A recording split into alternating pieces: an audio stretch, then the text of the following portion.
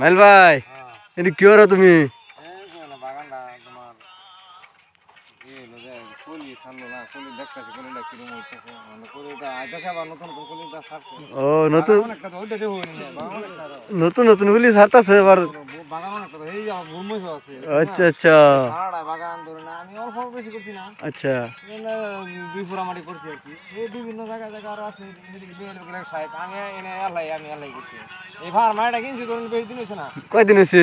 এটা ধরুন মাছ 2 মাস মান হয়েছে, কিন্তু বাগান সুদা কিনছি আর কি, গাছটা সুদা কিনছি। আচ্ছা আচ্ছা পয়সা করে কিছু আসিন আরো কিছু মানুষের লইছি আর কিছু ভুল লইছি। আচ্ছা আচ্ছা দাঁড় করতে বহুত গেছে, অনেকবার সাঁতার উড়াই আর মানে দাঁড় করতে দিতে পারলে আশা করছি যদি দেখি আল্লাহ কি করছে। সাওতা কয়বার উড়াইছিলা?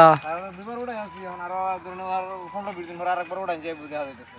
আচ্ছা না ওষুধ মষুধ দেওয়া হইতেছে, বয়স হয়ে গেছে তো বাগানের, বুঝছেন না? আচ্ছা আচ্ছা বাগানের বয়স হয়ে গেছে, বয়স হয়ে গাছে পুরি থামাই মাঝে গোটাই নাই।